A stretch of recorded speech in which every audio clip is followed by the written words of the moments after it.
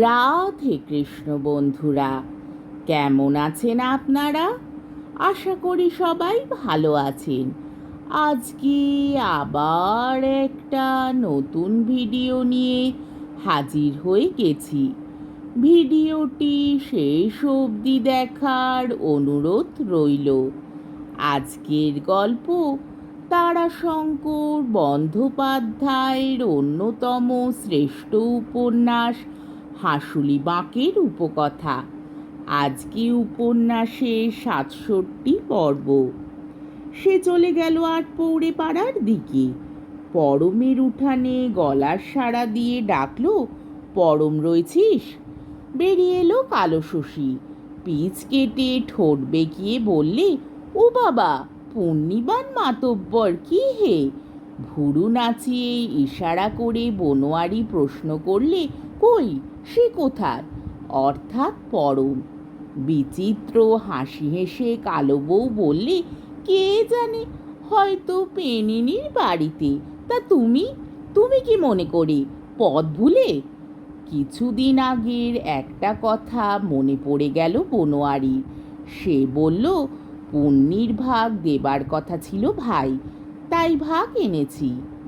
উত্তরে রসিকতা না করে মাথায় ঘুমটা টেনে দিয়ে কালো শশী চাপা গলায় বললে, আসছে পরম। ঘুরে তাকালো বনোয়ারি। পরম বেশ মদ খেয়েছে, টলতে টলতে আসছে। ক্যা রে, কোন শালো? গম্ভীর স্বরে বনোয়ারি বললে, আমি রে পরম। তুমি ক্যা রে? আমি রে বনোয়ারি। হ্যাঁ, মিত্রিগোপালপুরের বিয়ের বায়না এসেছে, কাহার আইবেশে চাই, তাই খবর দিতে এসেছি।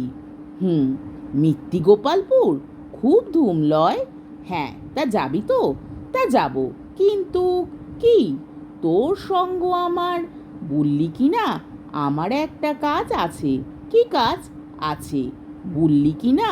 খুব দরকারি কাজ। তা বল কিনি। উহু, বলবো সে একদিন বলবো, বুঝেছিস? বেশ করে সব বুঝিয়ে বলবো। তা আজ লয়, বিয়েটা সেরে আসি বললি কি বল? বেশ, তাই বলিস। বনোয়ারি ফিরল। এই সব পেঁচি মাতালের সঙ্গে তার বনে না। মদ খাবে, মদ কাহারদের পোষ্টায়, তা খাও, কিন্তু টললে চলবে কেনে? পেঁচি মাতাল, কিন্তু এদিকে আবার সামনে কে? সে হাঁকলে, কে? আমি। কে তু?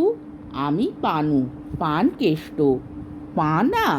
পা থেকে মাথায় রক্ত উঠতে লাগলো বনোয়ারির। তুই এখানে? মনির বাড়ি যেছিলাম, বাড়ি যেছি। বুঝেছে বনোয়ারি।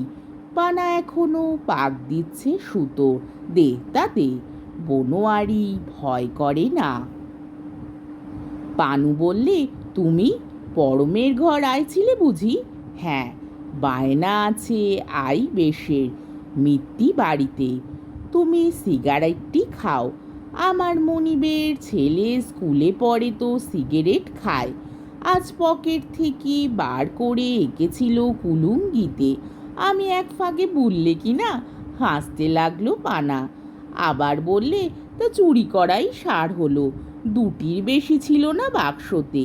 আমি একটি খাবো, তুমি একটি খাও।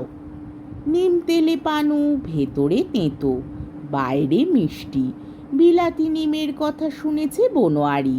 ও সেই বিলাতি নিম। পানু হেসে বললে, ধর্মের কল বাতাসে লড়ে গেল, পিতিফল হয়ে গেল। পানু বলেই গেল। ঘর উড়ল করালির। এতবার সহ্য হবে কেন? নতুন ছামানো ঘর, বাবা ঠাকুরের ক্রোধ। একটু চুপ করে থেকে বললে, বাবা ঠাকুর ওকে লেবেন বুঝেছ? এ আমি নিশ্চয়ই বললাম, তার প্রমাণ আমি পেয়েছি।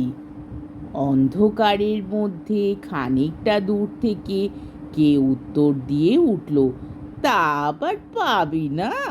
তোর বলে কত পুণ্যাত্মা, কত তোর সাধন ভজন, তু আবার প্রমাণ পাবি না? বলে সেই পুণ্যির ছটায় আঁধারে আলো হয়, নোকে তোর 3 কাল, চোখের দৃষ্টিতে বক মরে, ঝুলিতে তোর শীত কাটি, তুই আবার প্রমাণ পাবি না। নসুবালা কণ্ঠস্বর আর কথার ভঙ্গিতে চিনতে দেরি হলো না নসুবালাকে। পানু চুপ করে গেল।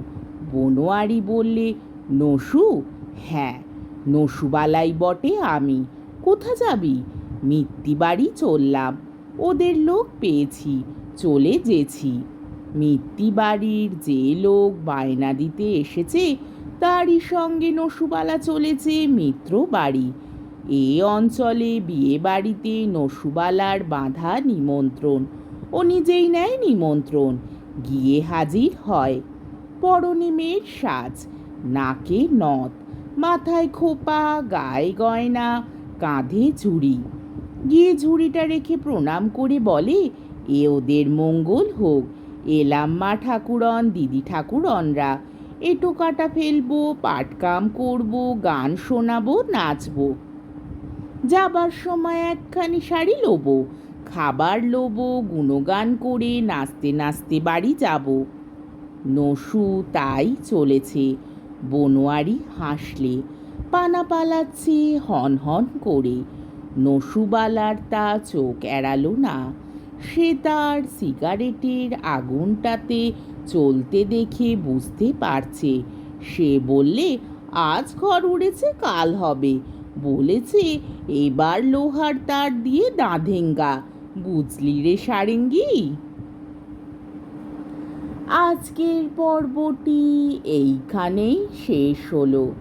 আমার ভিডিওটি যদি আপনাদের ভালো লেগে থাকে তাহলে আমাকে কমেন্টের মাধ্যমে আপনাদের মূল্যবান মতামত অবশ্যই জানাবেন এবং আমার ভিডিওটিকে লাইক ও শেয়ার করার ও আমার চ্যানেলটিকে সাবস্ক্রাইব করারও অনুরোধ রইল। তাহলে আজকের ভিডিওটা এই অবধি। পরের দিন আবার এই উপন্যাসেরই 68 পর্ব নিয়ে হাজির হয়ে যাব। ততক্ষণ পর্যন্ত আপনারা সবাই ভালো থাকবেন, সুস্থ থাকবেন, সাবধানে থাকবেন এবং আমার ভিডিওটি দেখতে থাকবেন। তাহলে আজকে আসি। রাধে কৃষ্ণ।